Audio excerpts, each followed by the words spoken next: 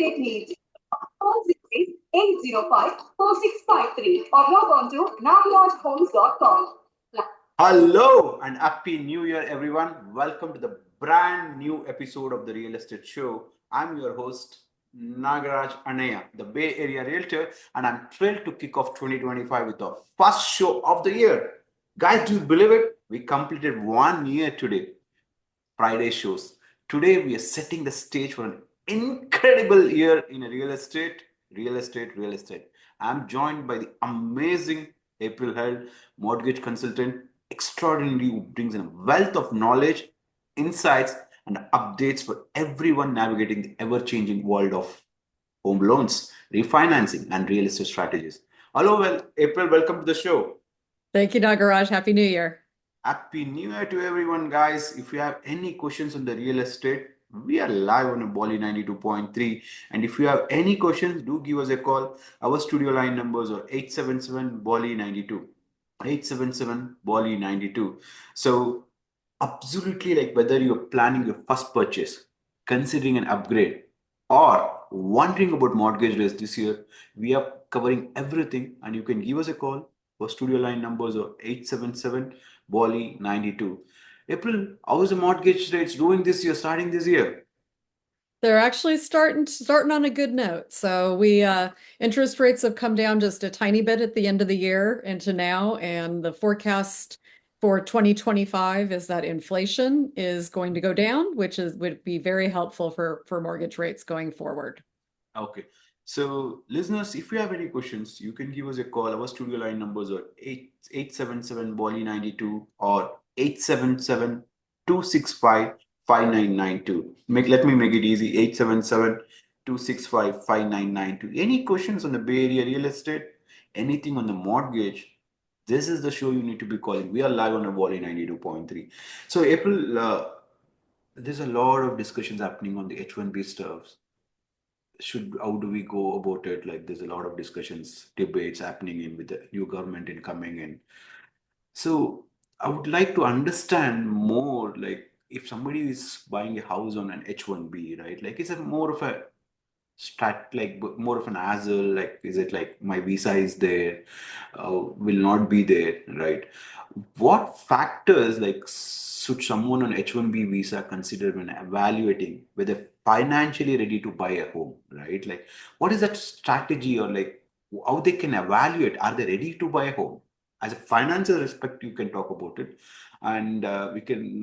What do you think about it as a financial related?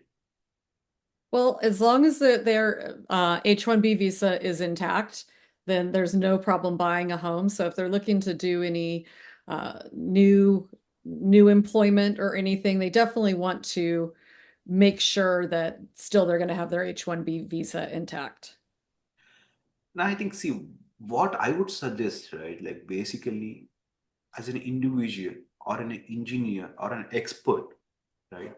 When they're working, they know what they're working in, what technology they're working in, right? How much relevant in this job market or how much relevant in this current scenarios is important, right? That is the confidence they need to take in. It is not due to the external factors, right?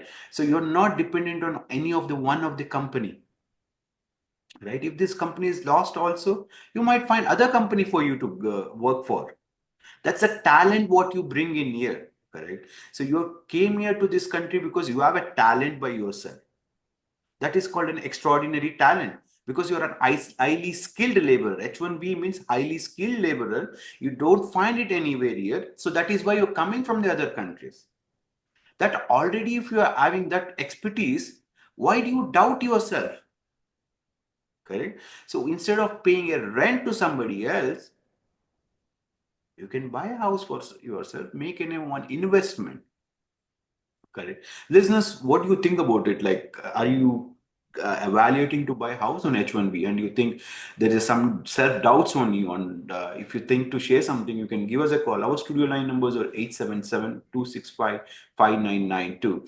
So, one more thing is like, what is the efficient down payment they need? Like, how much down payment they need to when they need to buy a house on H1B?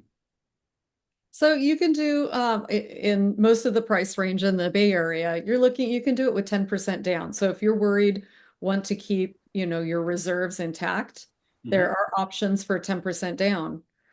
So 10% down, right? mm, Like, so, and I think there's an option even for a 5% down. Is still that valid or like it's not valid right now? there is 5% down options. The rate might be a little higher on the other loan. So sometimes that may make sense, sometimes that may not, but definitely the 10% option is a very good option. And that allows people to keep money in the bank if they're worried about something. That's a good strategy for you, right? Like if you have very less down payment for yourself or a less reserves for yourself, instead of putting it complete 20% down, go with a 10 to 15%. Look around 6 months, next 7 months, how it goes in, right? Or 5 months or 3 months. Based on that, if the your job is doing really good, you can pay off that remaining 5%. And paying that 5% is not a penalty. Is that correct, April?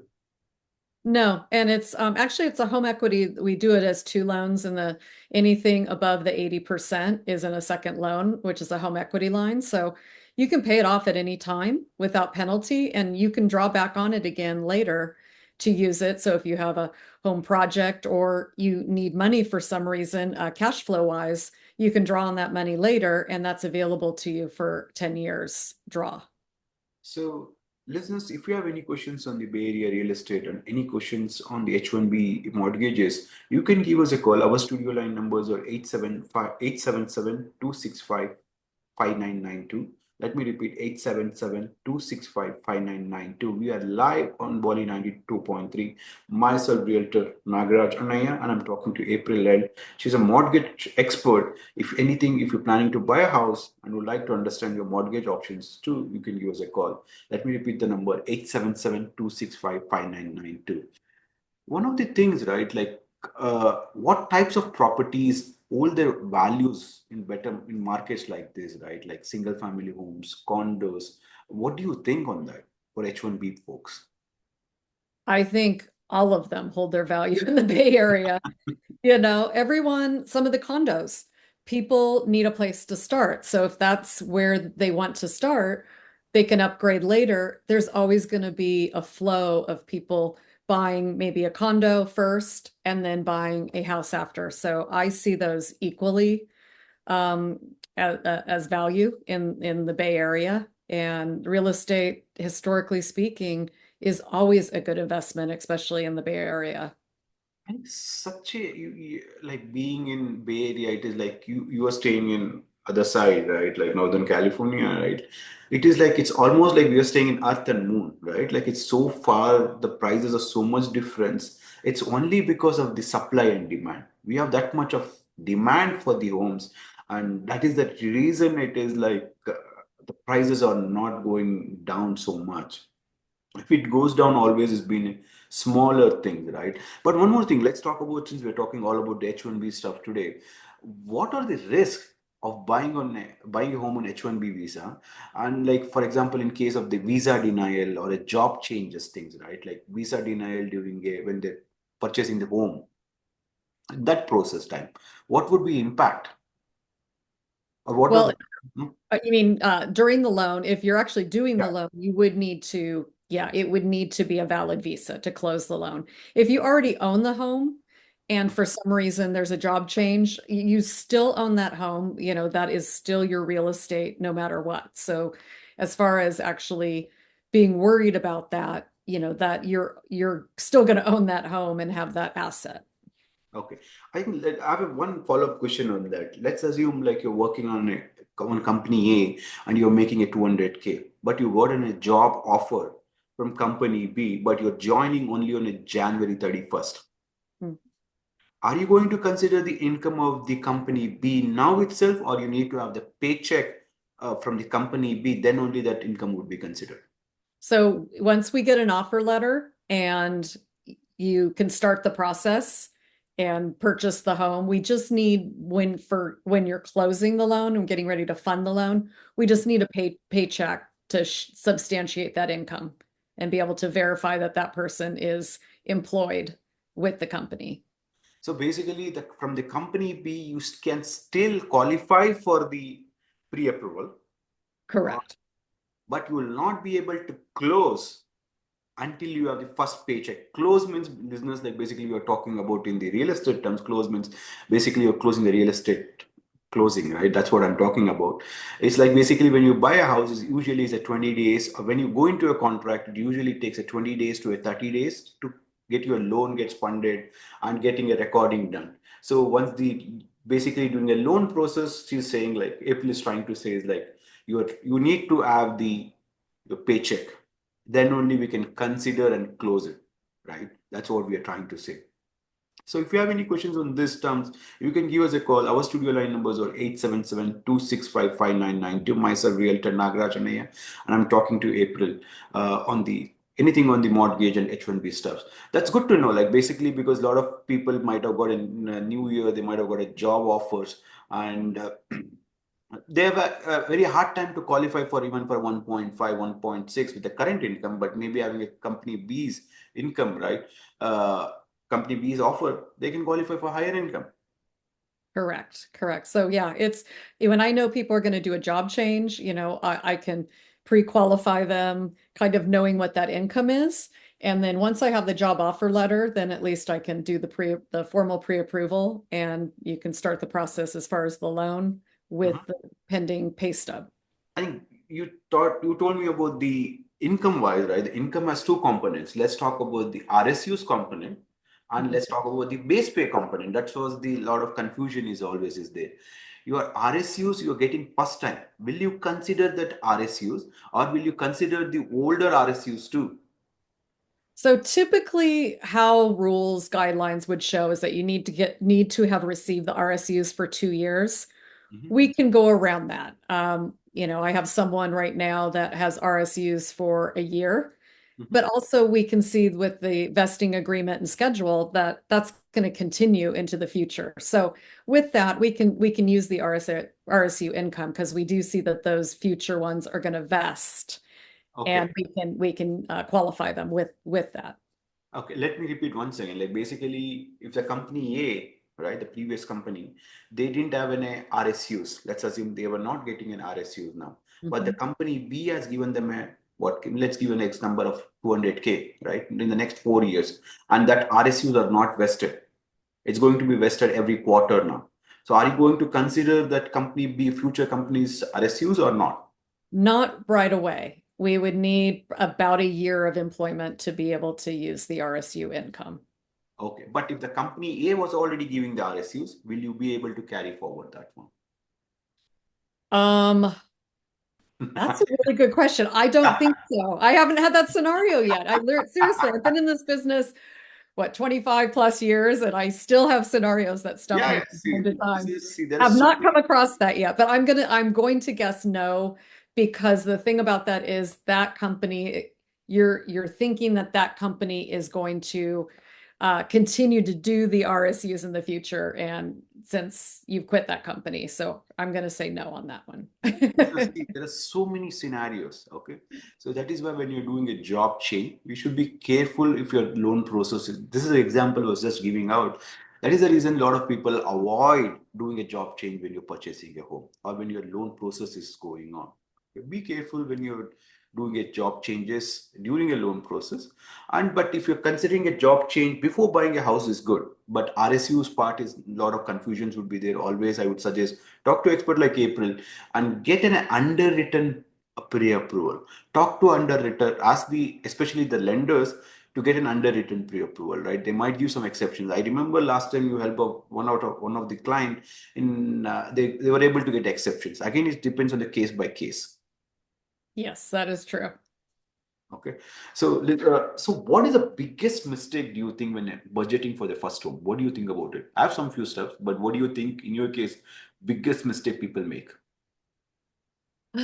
There's quite a few of them just during the process. So I think probably not being there's a few being not being transparent with your loan officer and telling situations, because there's certain ways that I can help avoid the pitfalls, whether it's money, whether they want to buy a new car and they don't tell me, Mhm. Whether exactly what you said, job change. I had somebody one time, this was many years ago, but I had somebody legitimately quit their job and decide to be a realtor, which was Mhm. self-employed mid-process. And we actually were able to do it because it was before 2008. But it, certain big things, it's just important to be transparent and tell me what's going on so I can guide you how to do it, how to transfer money. If we have gift funds or that sort of thing, we need to talk about it beforehand. Yeah, okay. Listeners, myself, Realtor Nagaraj, and I'm talking to April L, and we're discussing anything and everything about the Bay Area real estate.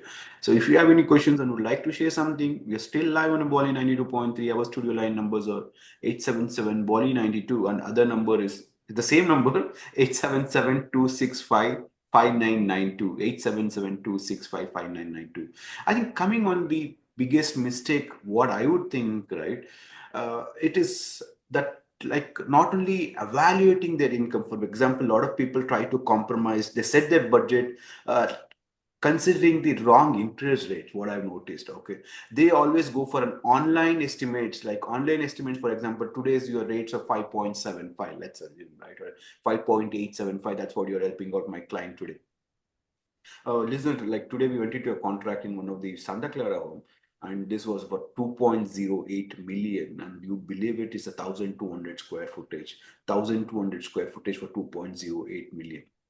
This one was listed for 50. I think it was like just listed 1 week back, and we went into a contract as soon as possible because it's so hard to get in a Santa Clara homes right now.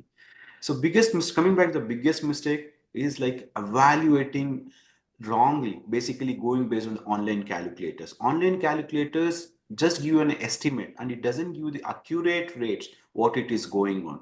If you're calculating for a 7% to current rates 5.75, your totally payments are so less, right? Like so much difference is there. Then you think your maximum borrowing power, for example, if you want to buy for, let's keep, you want to buy under 10,000 every month, your mortgage payments needs to be.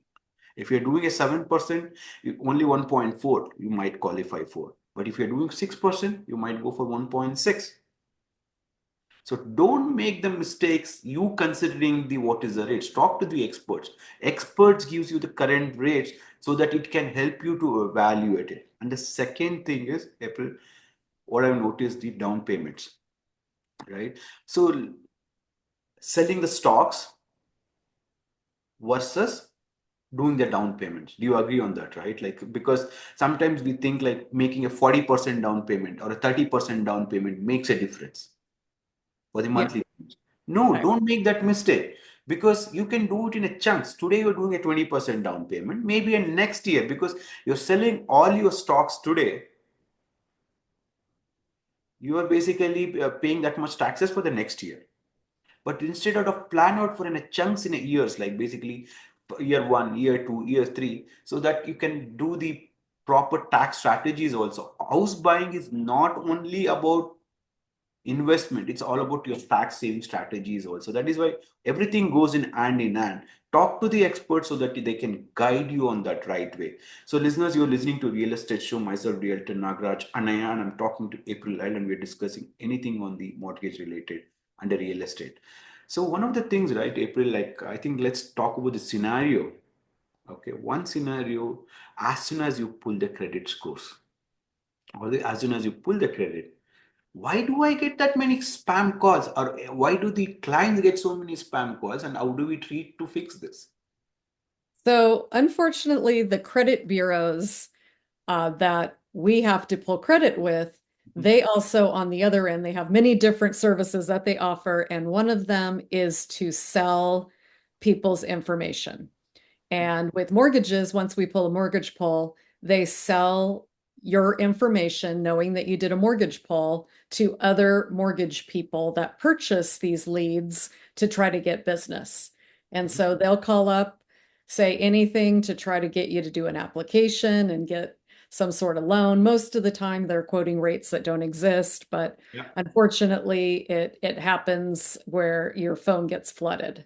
There is and I don't have the information directly in front of me, there is a website that you can go on and before you do any applications, that basically is opting out of them allowing to call you. So it's, similar to I think the cell phone or phone opt out. It's for the I think we credit. talked about it. Giving the wrong number doesn't help you out because the most of the times they have the all the information about you based on your SSN number. I think based on their SSN number, they would be able to track down your numbers, and still you will be getting a calls.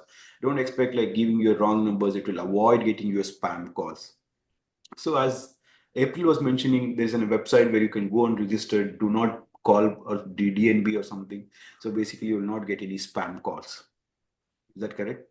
That's correct. Yeah. Yeah. So we can tell people that and I can find out that I don't have it directly in front of Yeah. me, but I can help share that to you so you can put it out to your listeners. Yeah. So and don't believe the all the rates what they advertise because I basically they were saying they were able to get for 5%, 4.5% this current market scenario, which is impossible to get it unless you're making that much of payments for them or like basically you buying out that loan. So which is huge payments would be there. So it is not worth doing it.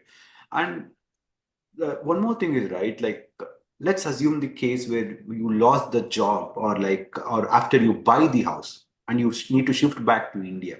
What are the ways they can continue with the house? Correct. As far as if they already own the house? Already own the home, right? Yeah. And they already have It's the it, house right now. If they yeah. lost the job, It is their asset. So they can do with if they move from it, they can rent it as a rental. mhm, And which we know rents are pretty high these days. So, once you own that asset, it's your asset. And, you can keep that property, rent that property if you decide to move somewhere else, whether it's in the country or, to another country. That's your asset. So you can get rental income from that. I think it's a well said, right? Like that is the asset. All Yes. right. Basically losing your job and if you can able to make the payments, always that is why the lenders check for the reserves. How many reserves you have? Does it have a 6 months reserves or a 12 months of reserves? If you're losing a job, it's fine. Don't worry about that. You have a 6 months of reserves or 12 months of reserves. Try to look for the rental backup option. If you need to shift back to out of this country, look for rental options. Try to run with a rental or an Airbnb. Airbnb is also a good way to make your rental income, right? Like if you can make that two things, run it for some time, and if you think it's not making sense, always you can sell from outside the country also. No risk, no gain in this country, right? If you think it is like everything is like easy, no, it's always everything comes with a risk. And I think we talked about the highly skilled laborers and other stuffs also. So that is why always align for the long term strategies and even the what is the thing you need to do it. Always you can keep paying the rent, but the rent might be cheaper today, but it is not going to be the same rent for 10 years. Well, the one thing that people neglect too, when you were talking about tax strategies, people neglect to look at when you have a mortgage payment, they're looking at the payment and getting nervous. But when you have a mortgage, especially at the beginning of it, you have a huge tax write-off straight against your income. Yeah, So yeah. if you pay $40,000 a year in mortgage interest, that comes straight off of your income that you're paying. So I think that's we'll a talk lot of more money. about this in the coming episode. Thank you, April, for joining in today. And if somebody wants to reach out, how can they reach out to you? Good to see you. No, I think if somebody wants to reach out to April, Oh, do reach sorry. out to me. It's 949-306-8100. If somebody wants to reach out to me, go to nagrajhomes.com and click on a WhatsApp icon, and it's easy to reach out to me. Anything on the Bay Area real estate, don't hesitate. Do give me a call before making any decisions on buying or selling or investing on the real estate. Thank you so much, and have a wonderful evening out. Thank you.